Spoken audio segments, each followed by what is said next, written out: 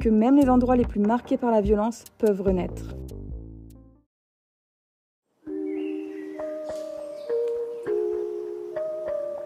Aujourd'hui, on s'en va. Et là, on a décidé de sortir des sentiers battus et on va se rendre dans des endroits qui ont l'air magnifiques, où très peu de personnes vont.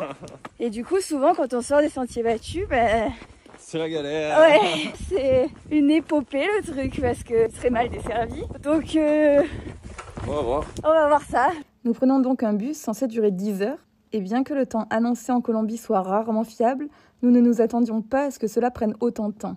Ça fait 10 heures qu'on est dans le bus, on a passé la nuit et là on est à l'arrêt depuis 1 heure parce qu'il y a un camion qui est bloqué en travers de la route et du coup ce gros bus ne peut pas passer. Du coup on doit attendre un plus petit bus qui nous amène et après on a encore 3 heures de bus de Barbosa à Florian pour atteindre notre destination finale. Sauf que le temps qu'on attende le petit bus et qu'on rejoigne l'incident, un autre camion a voulu essayer de passer et s'est renversé à son tour sur le camion déjà renversé. Yes, bienvenue en Colombie.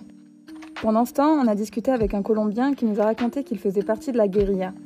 Il a été touché par une balle à l'épaule et à la cuisse et était en train de mourir dans les bras de sa mère lorsqu'il s'est réveillé à l'hôpital.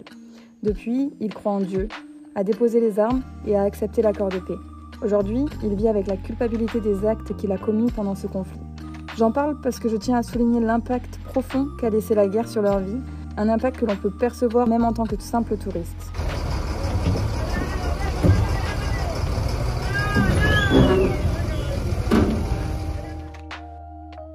Est-ce que t'es bien reposée, Mimi? Oui. Ah, on a quand même bien dormi. Dans le moins cher de tous les hôtels qu'on ait pu faire d'ailleurs. Au lieu de 12 heures de bus, au total, on a mis... on est parti à 21 h, on est arrivé à 17 h. On a mis 19 heures de bus. Du coup, nous sommes là pour une cascade. Tout ça pour une cascade, vous me direz? Oui. J'ai vu ça sur TikTok et j'ai vu que en fait, aucun Français n'y est allé, en tout cas sur les réseaux et sur les blogs voyage.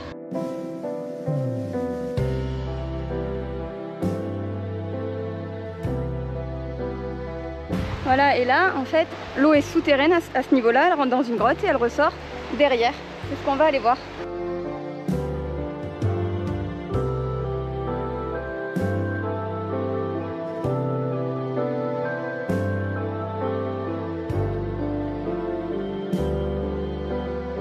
Je crois que l'objet indispensable, en dehors du masque et des boules qui est pour dormir, c'est vraiment la gourde.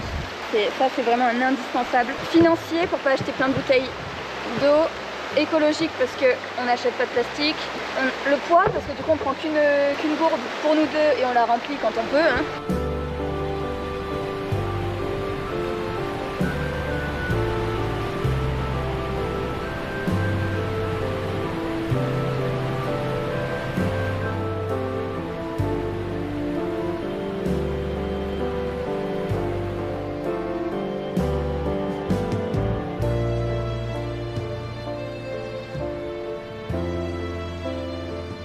Je sais pas si vous vous souvenez de ma passion pour les grottes, surtout en Asie.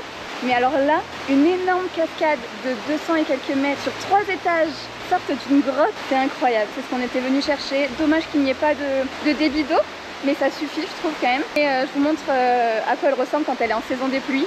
C'est encore plus fou.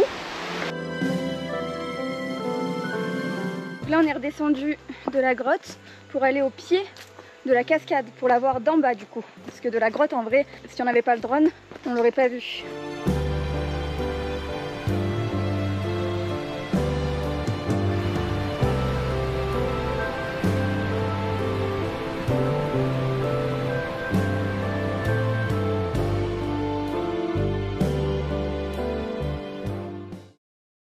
On mange typique, parce qu'il n'y a que des restos typiques ici.